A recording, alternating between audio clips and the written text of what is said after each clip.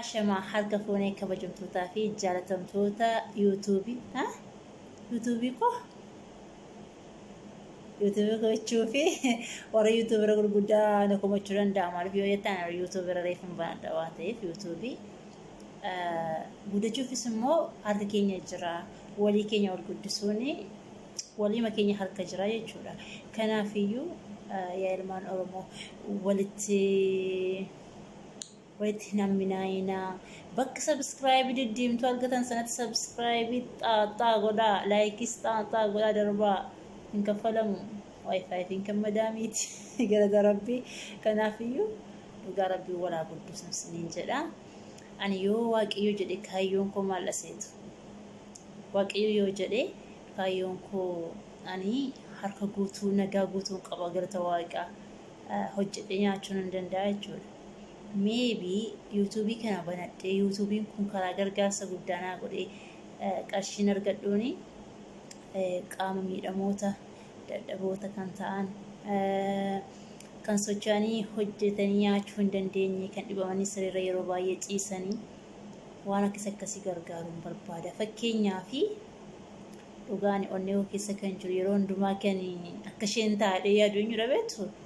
yetin B2B yookaan immoo lemlem kan jedhamtu beekture yaada beekamtu YouTube irra taatee amma yoo waaqayyo dabalata nama beekamaa ishee godhu malee jechuudha innasumaan immoo namni ishee hin beekne yoo jiraata dhaqaati search godhaati yetin B2 kan jiru subscribe godhaa fi haa guddattu dhugaa maaliif gochaan ishee hundi isa nama gammachiisa jechuudha innaanis yoo waaqayyo jedhee kanaaf yoo waaqayyo jedhee kaayyoon koo kanadhaan siniin jedhaa kaayyo kammoo kan fiixaan baasu waaqayyoodha malee ana miti tokkommoo isanidha jechuudha. Anna please ijoollee Oromoo irra caalaan keenya koo warra YouTube ilaalus fayyadamnus irra caalaan keenya biyya Arabaa jirra. Maal taaree maaf walitti mufanna maaf walitti teenyee ilaalla subscribe walii haagoon hundi keenya hoota anaan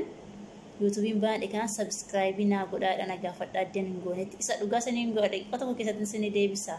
Mali mana rakkisa ganaan kushinaa dhaqisanii bisheessa isinii fidamoo ganaan qotee waggaatti isinii fida harka keessa jira isiniin godha isinis nu godhaati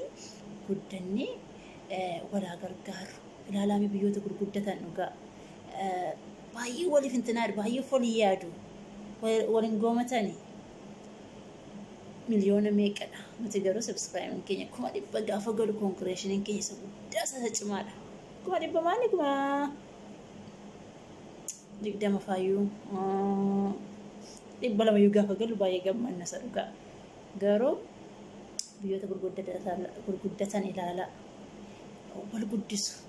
jechuun walirratti hammina yaadanii kanaaf ani guddatan fakkaata isaan sadhugaa kanaaf nu gatanii darbanii kanaaf iyyuu nuti immoo hin dandeenya hojjennee nyaachuu hin dandeenya warraaquu hin dandeenya galata waaqayyo kan sochoonee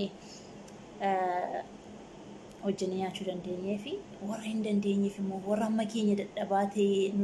nu duuba jiraniif immoo kanaan illee gargaarree isaaniin immoo ol kaasuu dandeenya gaarummaa mataa keenyaafidha inna yoo gaarii hojjenne waaqayyoof gaarii nu yaada garaa keenya qulqulluu goone walaa godinnu siin jedha ilmaan Oromoo walitti naminaayina lamaaniyyaa gara geessaniitti maal gootu beektu bakka qayyii sana bakka diimtuu sana godha subscribe nu godhaashi like anna galatoomaa sinin jedha baay'een sin jaaladha isinin kabajaa horaa bulaa